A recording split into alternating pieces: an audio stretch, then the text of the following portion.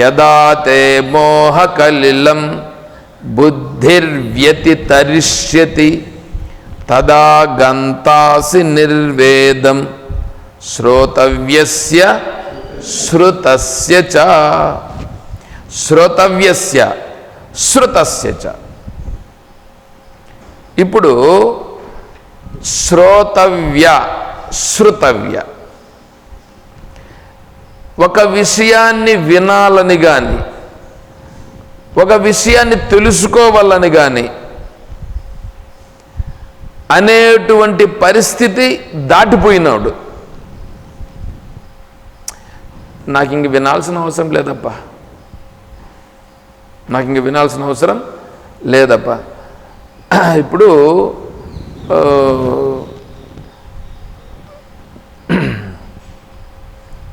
CM గారి గృహప్రవేశం చేశారు, ఆహ్వానం వచ్చింది. ఇప్పుడు పోవాలన్నా వద్దా? మామూలుగా సహజంగా ఉండే వాళ్ళైతే ఏమేం చేస్తారు? గంతేస్తారా ఏరా? ఆహ్వానం వచ్చింది ఎక్కడి నుంచి? ఒక సీఎం నుంచి ఆహ్వానం వచ్చింది అంటే ఎగిరి గంతేస్తారా ఏరా? వేస్తారు. ఇక్కడ రెండు అంశాలు గమనించాలి. ఏమిటంటే ఎగిరి గంతేసేవాడు ఉంటాడు, ఎగిరి గంతేయిన వాడు ఉంటాడు. ఎగిరి గంతేసినవాడు ఎందుకు వేసాడు, ఎగిరి గంతేయిన వాడు ఎందుకు వేయలేదు? అర్థమవుతుందా? ఎగిరి గంతేసాడు అని అనుకోండి, వాడికి ఏం తెలుసా, నాకు సీఎం వాళ్ళ దగ్గర నుండి ఆహ్వానం వచ్చింది అని వచ్చిందా మనసులో? అంటే ఇప్పుడు వీడికి ఏంటి, వీడి మనస్సు ఏమైంది, నాకంటే గొప్పవాడు పెద్దోడు నన్ను పిలిచినాడు, ఆటికి నేను పోతున్నాను అనే ఒక ఫీల్. అవునా? వాడిని వరగబెడదాం, వాడికంటే అది గొప్పదైపోయింది. ఇప్పుడు వీడికంటే అది గొప్పదైపోయిందిగా, అందుకని వాడు అటుకు పోవాలి అనేటువంటి కుతూహలం ఉంటుంది వీడికి. ఇప్పుడు ఇంకొకరి దగ్గరికి వద్దాం. ఇంకొకరి దగ్గరికి వస్తే ఆహ్వానం వచ్చింది, పోవాలన్నా వద్దా అంటే ఏం పోవడంలే అంటాడు, వద్దులే అంటాడు, పోదామని అంటాడు. ఎందుకు? పెద్ద ఆయన పిలిచినాడు, పోదామని అంటాడు. ఎందుకు లేబ్బా అని అంటాడు. ఎందుకు లేబ్బా అని ఎందుకంటాడు? పోలేకంటున్నాడా, శరీరము సహకరించకంటున్నాడా, లేకపోతే అదంతా నాకు ఎందుకులే అని అంటున్నాడా? నా విషయం అర్థమవుతుందా మీకు? వద్దు, పోయేది వద్దులే అని అంటున్నాడు. ఎందుకు పోయేది వద్దంటున్నాడు? పాయింట్. ఎందుకు పోయేది వద్దంటున్నాడు? శరీరం సహకరించకనా? శరీరం సహకరించక, శరీరము సహకరించకుండా గన ఒకవేళ పోయేది వద్దు అని అనుకున్నాడు అనుకోండి, అంటే మనసులో ఏముంది? పోవాలని ఉంది. అంటే మనసులో పోవాలని ఉందా లేదా? ఏడపోతాంలే బాటికి, అటుకు పోయి కూడా మనం ఏం చేస్తాం అంటే ఇప్పుడు అంతర్గతంగా ఏముంది అక్కడ? పోకూడదని లేదు. పోతే శరీరం సహకరించదు ఒకటి, రెండోది పోతే మనం ఆడ కూర్చుండేది సక్రంగా ఉండేది ఆ పరిస్థితులన్నీ మనకు, ఎందుకంటే ఎంతోమంది వచ్చి ఉంటారు ఆడ, మనల్ని పెద్దగా పట్టించుకునే వాళ్ళు అడుగురు పెద్దగా ఉండరు, మనకు సౌకర్యాలంతా ఆడ ఉండవు, అందువలన పోలేదు. ఏమండి? ఇది ఒకటి. రెండో విధానం చెప్తానండి. ఇప్పుడు సీఎం కానీ పిఎం కానీ వాడు వరల్డ్ బ్యాంక్ ప్రెసిడెంట్ కానీ ఎవరైనా కానీ కాక కడితే ఇల్లేనా ఇంకెవరేమన్నా కడతాడా? ఇల్లే కడతాడు. ఆ ఇల్లు కొంచెం భవంతిలాగా ఉంటుంది, కాకపోతే చాలా బ్రహ్మాండంగా కట్టి ఉంటారు. అన్ని సౌకర్యాలు మంచి కాస్ట్లీ వాటితో కట్టి ఉంటారు, అంతే కదా? ఎంత కాస్ట్లీతో కట్టినా ఈ భూమిపైన ఉండేవాడితో కడతాడా, ఇంక వేరేదంతా కడతాడా? భూమిపైన ఉండేవాడితో కడతాడు. ఈ భూమిపైన ఉండేటువంటి ఏంటివి? పంచమహాభూతములు, మట్టి, నీరు, దాన్ని పాలిష్ చేసేటువంటి ఆ వేడి, తర్వాత ఈ కరెంటు, డెకరేషన్స్, ఏమండి నీట్గా శుభ్రంగా ఉండేటట్లుగా, గాలి ఉండేటట్లుగా ఈ విశాలమైనటువంటి గదులు ఇవే కదా ఉంటాయి. దీనికంటే ఇంక వేరేమన్నా ఉంటుందా? ఒకవేళ బంగారంతోనే కూడా కట్టినారని అనుకోండి. ఒకవేళ ఒక ఆయన కట్టినాడంట కదా బంగారంతో కూడా, ఎందుకు కూతురికి కూడా అటువంటి బంగారంతో కట్టి పెట్టినాడంట కదా. లోపలంతా బంగారంతో ఉండేటువంటి ఐటమ్స్ అన్నీ. ఆయన వరకు అవసరంలా, ఇప్పుడుండే వాళ్ళు కూడా ఉండదు. అంతవరకు ఎందుకు పోతావు నువ్వు? ఇప్పుడుండే వాళ్ళలో కూడా దాని మీద పెద్ద ఇది జరిగింది కూడా. మీరు ఆలోచన చేస్తే తెలుస్తుంది. ఇవంతా ఎక్కడి నుంచి వచ్చినాయి, ఎట్లా వచ్చినాయి, అవంతా మనకు అవసరం లేదు. కానీ ఇంతకంటే మించి ఇంక వేరేమన్నా ఉంటుందా? ఇదంతా నాకు అవసరమా? ఇదంతా నాకు అవసరమా? ఒకవేళ నేను పోయినాను చూసినాను అనుకో, నా మనసులో ఎటువంటి భావన కలుగుతుంది? వికారం చెందుతుందా, చెందదా? వికారం చెందిందంటే ఎందుకు చెందుతుంది? నా మనసులో ఆ విషయాలపైన అభిప్రాయం ఉంది కాబట్టి వికారం చెందుతుంది. ఒకవేళ వికారం చెందలేదని అనుకో, ఆ వికారం చెందకపోతే ఆ విషయాలపైన నాకు పెద్ద ఇంట్రెస్ట్ లేదు.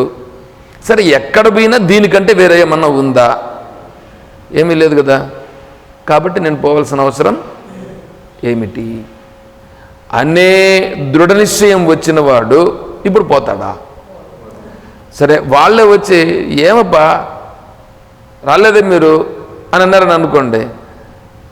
నేను రావాలని అనుకున్నానప్ప అంటే, ఎందుకంటే అక్కడ మాట కొద్దిగా ఇబ్బంది పడకుండా రావాలని అనుకున్నాను, కానీ ఏదో కొన్ని పరిస్థితులు, శరీరం కూడా సహకరించాలి కదా, ఏదో చిన్నగా దాటవేయడం, అతన్ని ఇబ్బంది పెట్టకుండా ఉండేదానికి దాటవేయడానికి చెప్తాడు. అర్థమవుతుంది విషయము. నీకు నీ మనస్సులో ఒకవేళ పోవాలనే భావన గన ఉండి పోలేకపోయినానే అనేటువంటి భావన ఉంటే, నువ్వు పోలేకపోతే నీ మనసులో ఏమవుతుంది? అది ఒక గూడు కట్టుకొని అది నిలిచిపోతుంది. గూడు కట్టుకొని నిలిచిపోదా? అలా నిలిచిపోయినప్పుడు ఏమవుతుంది తెలిసినది? అది నీకు అలాగే నిలిచిపోయి ఆ సమయంలో అది అయిపోతుంది. తర్వాత మిగతా విషయాలు వచ్చినప్పుడు కూడా ఈ భావనే అన్ని పరిస్థితుల్లోనూ ఉంటుంది. అంటే వేరేటివి ఏవేవైతే ఉన్నాయో అవి గొప్పవి అని నువ్వు అనుకుంటూ ఉన్నంత కాలం, అది గొప్పది అని నువ్వు ఎంతకాలము నువ్వు అనుకుంటుంటావో అంతకాలము నాకు శరీరం సహకరించలేదు, నా మనస్సు బాగలేదు, నేను పోయినా నన్ను ఎవరు చూసేవాళ్ళు సక్రంగా లేరు, అక్కడ పోతే నన్ను గౌరవించే వాళ్ళు కూడా ఉండరు, కాబట్టి నేను పోవాల్సిన అవసరం లేదు అని నిరాశతో కృంగిపోవడం జరుగుతూ ఉంటుంది. పైకి కనిపించదు కానీ లోపల మనసులో ఉంటుంది. వీడు శాంతిగా ఉండగలడా? అర్థమవుతుందా? శాంతిగా ఉండాలంటే ఇప్పుడు ఏం కావాలి? ఆడ పోవాలనుకున్నాం అనుకో, వాడు ఎగిరి గంతేసి పోయాడు కదా. వీడు ఎగిరి గంతేసి పోయి ఇప్పుడు పిఎం గారు వస్తున్నారని అంటే వీటి నుంచి బస్సులు పెడతారు, పోతే ఆడ వీడిని పడుచుకునేవాడు ఉన్నాడు. ఆడ కనీసం నీళ్ళ ప్యాకెట్ కావాలంటే కూడా ఆడ ఇంకా వీడి డబ్బులు పెట్టుకొని తీసుకోవడం ఏదో, కానీ వాళ్ళు ఏర్పాటు చేసినామని అంటారు కానీ ఆడ నిజంగా అన్ని సౌకర్యాలు ఉంటే పర్లేదు, ఒకసారి లేకుండా కూడా పోవచ్చు, ఇబ్బందులు కూడా పడవచ్చు. అదంతా నువ్వు ఇక్కడే ఎక్స్పెక్టేషన్ చేయొచ్చుగా. నీ అభిప్రాయాన్ని నువ్వు ఏ విధంగా వ్యక్తపరచచ్చుగా. దీన్ని వివేకం అని అంటారు. ఇదంతా ఏమిటి? వివేకం. ఈ వివేకముతో ఉండి ఇప్పుడు ఎలా ఉండాలనో అలా ఉండగలగాలి. అంటే వికారము చెందకుండా ఉండుట. మనస్సు వికారం చెందకుండా ఉండాలంటే వీడి యొక్క బుద్ధి నిశ్చయం ఎంత గొప్పగా ఉండాలా? అర్థమవుతుందా? పైకి అనేదానికి లోపల ఉండేదానికి తేడా ఉందా లేదా? లోపల మనస్సులో పెళ్లి చేసుకునేసి ఉంటాడు. భార్య ఉంది, రోడ్డింటికి పోతా అంటే వేరే ఒక అమ్మాయిని చూస్తాడు, చాలా బాగా కనిపిస్తుంది. ఎంత నేను ఈ మసిదాన్ని చేసుకున్నాను లోపల అనుకుంటాడు. అనుకోడా? ఆ అమ్మాయిని చూసినప్పుడు ఆ అమ్మాయి వైపు ఎందుకు చూశాడు? బాగుంది, ఈమె బాగలేదు అనే భావన వచ్చింది కాబట్టి కదా. అదే అట్లా కాకుండా నాకు జీవించడానికి భార్య కావాలి, భార్య ఉంది, ఇంకా ఆమెతో నాకేంటి పని? బాగుంది, ప్రపంచంలో ఉంది, ఒక అందమైన అమ్మాయి కనిపించింది, చూసినాను అంతే. వికారం కలగదు అప్పుడు, అర్థమవుతుంది? అప్పుడు వికారం కలగదు. అలా కాకపోతే వికారం కలుగుతుంది, మనస్సులో క్షోభ కలుగుతుంది. అర్థమవుతుందా? ప్రతి విషయములను నువ్వు చూసుకో. నీ ఇంట్లో భోజనం ఏదో నీకు వస్తుంది, ఏదో ఉంటుంది, తింటూ ఉంటావు. అదే ఇప్పుడు ఇట్లాంటి దీనికి ఎందుకు పోయేది? ఈ ఫంక్షన్స్కి ఏంటో పిలిస్తే వాళ్ళు ఏంటంటో చేసి పెడతారు, ఏంటంటే ఎక్స్ట్రాలు కొన్ని ఉంటాయి. అవన్నీ ఆ ఎక్స్ట్రాలు మళ్ళీ దాన్ని వచ్చి ఏడొచ్చి చెప్పుకునేది. జయలలిత వాళ్ళ కొడుకుకి వివాహం చేసిందా? చేసినప్పుడు ఎట్లా పెట్టింది? బ్రహ్మాండంగా పళ్ళెం పెట్టి దాంట్లో వెరైటీస్, ఇంతవరకు ఎవరు పెట్టని వెరైటీస్ అన్నింటిని పెట్టి, అంత వేస్ట్ అయిందనుకో. వేస్ట్ అయ్యేది దాని గురించి కాదు, వాళ్ళకి కావాల్సింది ఎన్ని వెరైటీస్ పెట్టినారు. ఇప్పుడు వీడు తినేసి వచ్చి వీడేమంటాడు తెలుసా? ఏం పెళ్ళి రా నాయన, ఎన్ని వెరైటీలు రా నాయన, ఇది చెప్పుకుంటాడు. ఎందుకు? వీడికి ఇక్కడ ఆ సౌకర్యం లేదు కాబట్టి. అవునా కదా? ఏమంటే ఎంత పెట్టినా పొట్టకు తింటాడా? పొట్టకు సరిపోయేంత తింటాడా, లేకపోతే ఇంక వేరేమన్నా తింటాడా? పోనీ పొట్టకు సరిపోయేంతన్నా అన్నీ తింటాడా? ఆడబెట్టినవన్నీ అన్నా అదే తినలేడు. ఇంకా మరి అదేదో ఆరోగ్యకరమైనటువంటి ఆహార పదార్థాలు ఇంటి దగ్గర నేను తింటున్నాను, ఇది నాకు చాలు. కూర అంటే ఆకుకూరలతో పప్పు వేసి, ఉప్పు కారము పులుపు నార్మల్గా వేసి తినేదానికి రుచికరంగా ఆరోగ్యకరంగా ఉండే ఆహార పదార్థాలను తింటున్నాడు అనుకోండి. ఏమండి? ఇది గొప్పదా, అది గొప్పదా? ఇదే గొప్పది అనే నిర్ణయానికి వీడు వస్తే దానిపైకి పోతాడా? అక్కడ జరుగుతూ ఉంది, జరిగిన వికారం చెందుతాడా? చంద్రుగా సరే, తన దగ్గర ఇప్పుడు ఒక ఉంగరం పెట్టుకొని ఉన్నాడు. వాళ్ళు ఏం చేస్తారు తెలుసా? వేరే వాళ్ళు ఎలా ఉంటారంటే, ఈ మధ్యలో ఎవరితో ఒక పెండ్లికి చేశారు, చీర బంగారం, చీర బంగారం, జాకెట్ బంగారం, పై నుంచి కింది వరకు అలంకారం అంతా బంగారం, అంతా బంగారంతో వేసుకున్నారు. ఓకే, బాగానే ఉంది. అది బరువు కాదు, బరువు ఒకటి. ఇప్పుడు దానిని అలాగే నేను ఉంగరం పెట్టుకొని పోయినంత ఫ్రీగా నువ్వు రోడ్లో నడవగలవా? ఎందుకు?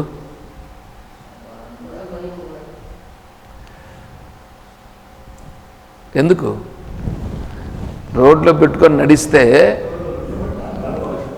ఎంతమంది ఎన్ని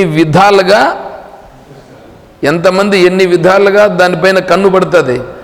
కన్ను పడిన తర్వాత ఏ విధంగా దీన్ని కన్నం వేసి ఎన్ని చేయాలనే భావాలు కలుగుతాయి. అవునా కదా? ఇప్పుడు ఇవన్నీ ఇంకా ప్రాబ్లమ్స్ కొని తెచ్చుకుంటున్నావా, ప్రాబ్లమ్స్ లేకుండా ఉంటున్నావా? ఇవి కొని తెచ్చుకోవడం కదా ఇది. కాబట్టి బంగారం ఉండేదానివల్ల నేను ఆనందంగా ఉంటానా అంటే, ఇప్పుడు నేను ఆనందంగా ఉండడమా కావాల్సింది, నేను ఇదంతా సంపాదించడమా కావాల్సింది? నేను ఆనందంగా ఉండేదానికి ఇది సపోర్ట్ చేస్తుందా? అట్లయితే వద్దని చెప్పట్లేదు, ఎంత ఉండాలనో అంత ఉండాల. చూడండి ఎట్లా ఉంది ఇప్పుడు వాళ్ళని చూసి ఏముందరా, ఏమి సంపాదించినారా అనేటువంటి భావన కలుగుతుందా? ఏం పిచ్చి మనుషులరా ఇల్లు. తెలిస్తే వివేకం కలిగితే ఏమంటారు? ఏం పిచ్చి మనుషులరా వీళ్ళు, ఏంది ఇట్లా వ్యవహారం చేస్తున్నారే, ఈ రోజు నుంచి ఆమె సక్రమంగా ఉండగలదా? చూడండి ఎట్లా ఉంది. మా గ్రామంలో ఒక ఆమె రాజకీయాల్లో నిలబడింది. ఒక ఆమె ఎందుకు నిలబడిందంటే, పురుషులది స్త్రీలకు రిజర్వేషన్ చేశారు.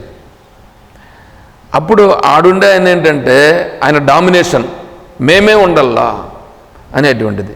కాబట్టి ఏం చేశాడంటే, వాళ్ళ కోడలు నిలబెట్టాడు. ఓకే, బాగానే ఉంది. కోడలు నిలబెట్టాడు, కోడలు కూడా గెలిపించినారు. అంతవరకు ఆమె బయట పోయి అంతా తిరిగేదంతా ఏమీ లేదు, మామూలు నార్మల్ గృహిణిగా ఉండేది. అప్పుడు పెద్దలు కొంతమంది కూర్చొని మాట్లాడుకుంటూ ఉండింది. నేను విన్నది ఏమంటే, వీళ్ళ ఇల్లు ఇంకా సర్వనాశనం.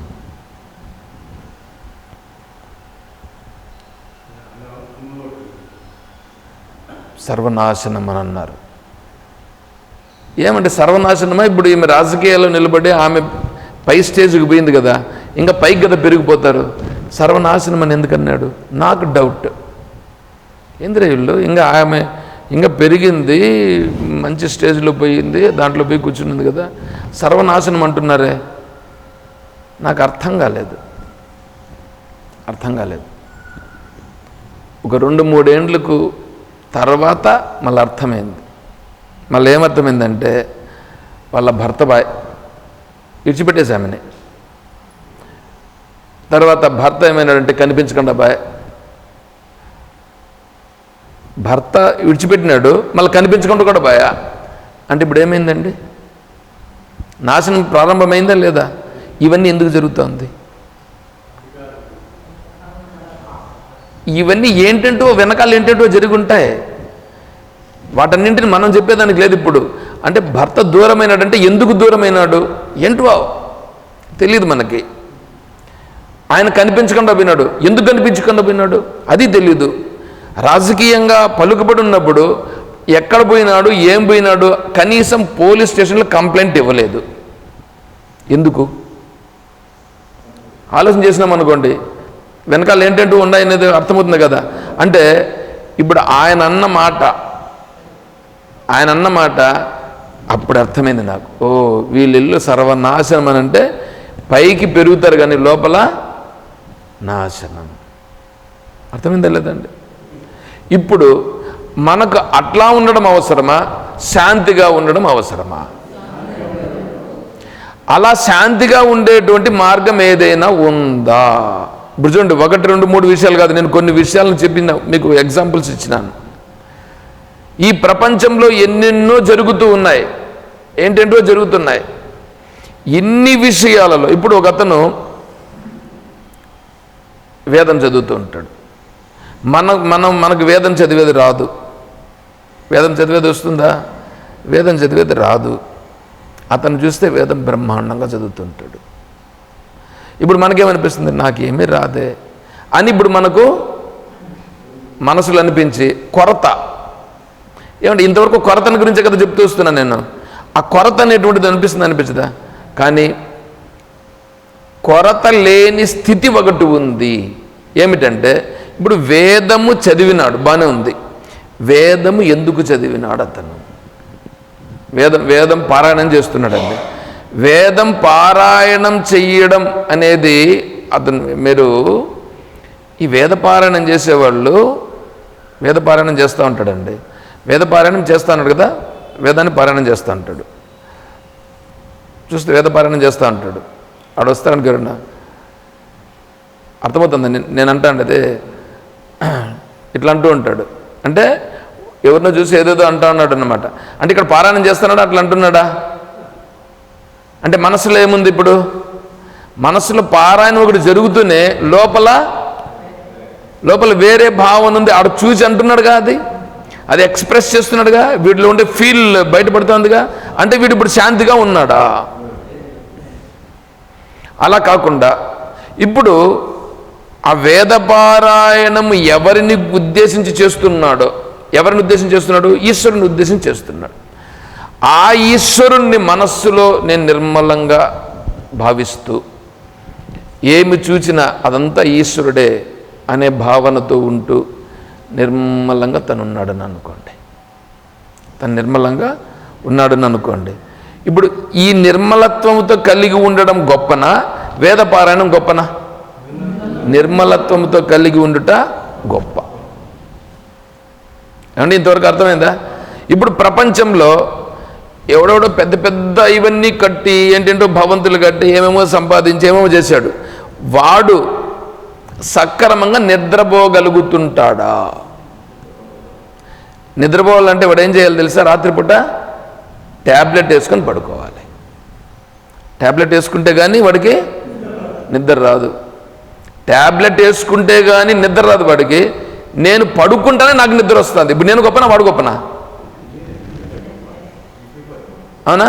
అంటే నిద్ర వచ్చేస్తా ఉంది అంటే ఎందుకు నిద్ర వచ్చింది నాకు? వాడికి ఎందుకు నిద్ర రాలేదు?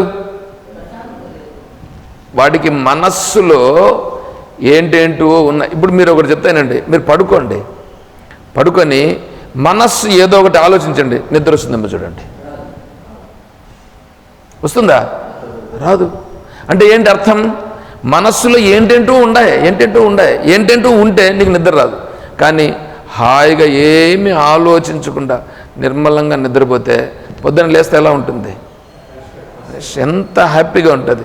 అదే నీకు నిద్ర లేకుండా ఉండి కలత నిద్ర బట్టి ఎప్పుడో కొంతసేపు నిద్ర లేచినావు అనుకో, ఎట్లా ఉంటుంది? తేడా ఎంత ఉందండి?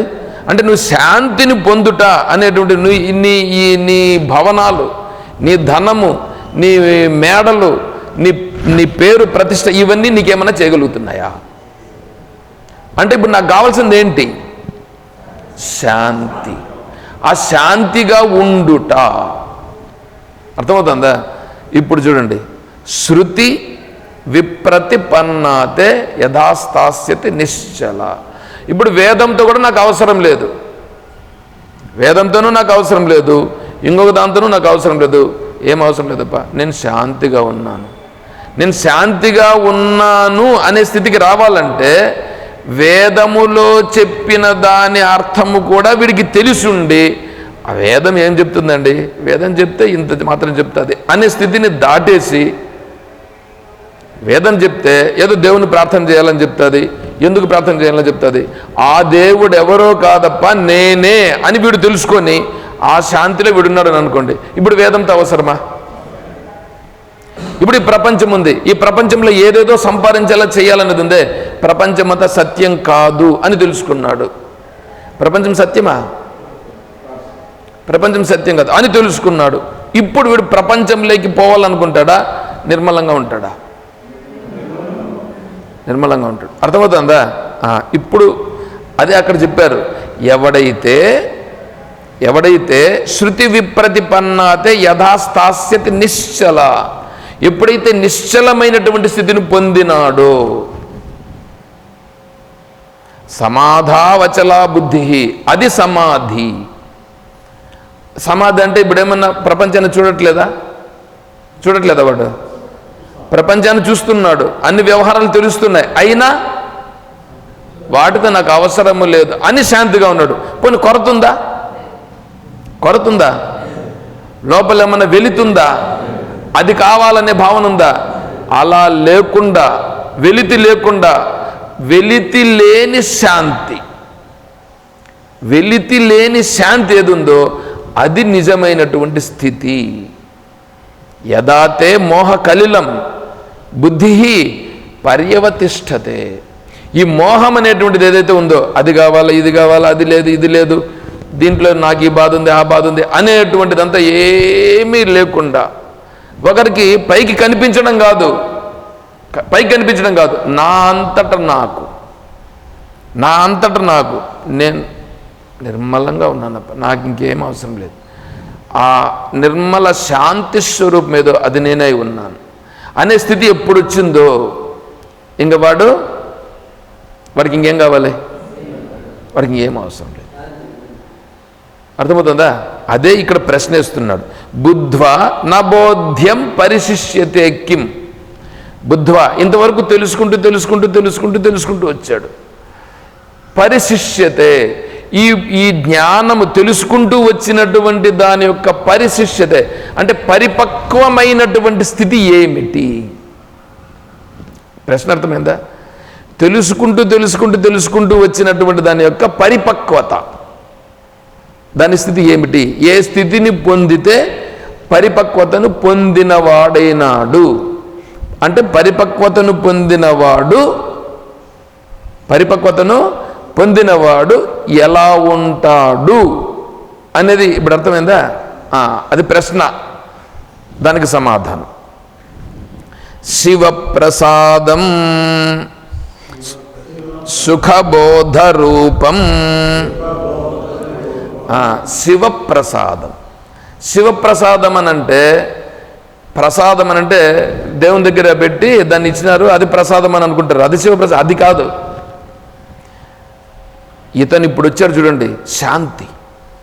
శాంతి ఏ విషయంలోనైనా సరే అది ఇంతే, ఇది ఇంత అని క్యాలిక్యులేట్ చేసేసి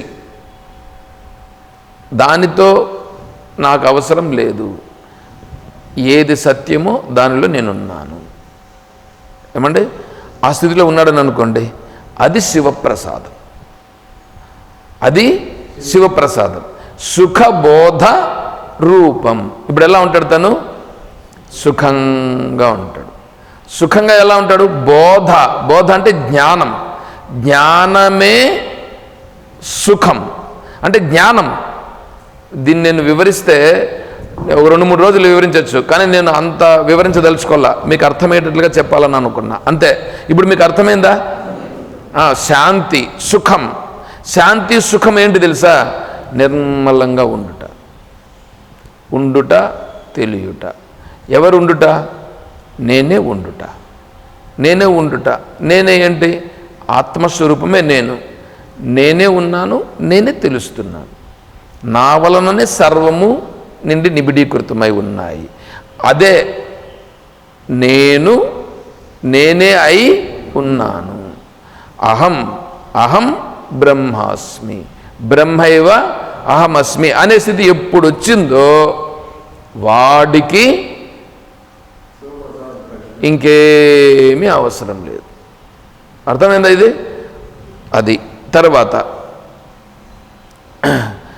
జ్ఞాతేతు కస్మిన్ విదితం జగత్ స్యాత్ సర్వాత్మకే బ్రహ్మని పూర్ణరూపే. జ్ఞాతేతు కస్మిన్ విదితం. ఇప్పుడు చూడండి, ఇది జగత్ అవునా కదా? జగత్ అంటే ఏమి తెలుసా? జగత్ అంటే జాయతే గచ్చతి ఇది జగత్. జాయతే గచ్చతి అంటే జాయతే పుట్టినది, గచ్చతి కదులుతూ పోతున్నది. పుట్టింది, కదులుతూ పోతూ ఉంది, పోతుంది. ఇప్పుడు పుట్టింది, పోయింది, పుట్టింది, పోయింది. ఈడేముంది? ఈడ ఏముంది? అది ఉంది. పుట్టి వెళ్ళిపోతుంది, ఇది పుట్టి వెళ్ళిపోతుంది. ఈడ మాత్రం ఏది ఉందో అది ఉంది. ఇవి పుడుతుంది, పోతుంది. ఇప్పుడు మీరు చూడండి, మీరు ఇక్కడికి వచ్చినారు, ఇది కనిపిస్తుంది, ఇది కనిపిస్తుంది. ఇటు నుంచి ఇంటికి పోతారు, ఇదేమైంది? కనిపించదు, పోయింది. ఇల్లు కనిపిస్తుంది, ఇల్లు ఉంటుంది. మళ్ళీ ఆ ఇంటి దగ్గర నుంచి బయట వస్తారు, వేరే దానికి పోతారు, అప్పుడు ఇల్లు ఏమైంది? ఇల్లు పోయింది. మళ్ళీ ఆటికేదో పోయినారు, బ్యాంకుకు పోయినారు, డబ్బులు తీసుకున్నారు, అప్పుడు డబ్బులు ఉండదు, బ్యాంకు మళ్ళీ బయట వచ్చేసారు, బ్యాంకు అది పోయింది. చూడండి, పుడతా ఉంది, పోతా ఉంది, పుడతా ఉంది, పోతా ఉంది. ఇది జగత్. ఇది జగత్. జగత్ అంటే ఉండేది కాదు, పుడతా ఉంది, పోతా ఉంటుంది. మీరు ఇదంతా ఉంది అని మాట్లాడారు అనుకోండి, నేను మీకు ఇంకేం చెప్పలేను. ఎందుకంటే శాస్త్రం ఇంతవరకు 27వ శ్లోకం వరకు వచ్చి ఇంకా మళ్ళీ అది మాట్లాడితే దానికి నాకు సంబంధం లేదు. శాస్త్రం ఇంకా తత్వం ఎందుకు తెలుసుకున్నారు? అర్థమవుతుందా? ఇప్పుడు ఇలా ఎవడైతే దీనిని కరెక్ట్గా తెలియాలంటే, ఏది? ఇది పుడతా ఉంది, ఇది పోతా ఉంది, పుడతా ఉంది, పోతా ఉంది, పుడతా ఉంది, పోతా ఉంది, పుడతా ఉంది, పోతా ఉంది అంటే వీడు సహజంగా శాంతిగా ఉంటూ ఇది పుట్టిపోయేది, ఇది పుట్టి పోయేది అని ఎప్పుడు తెలుస్తుంది వీడికి తెలుసా?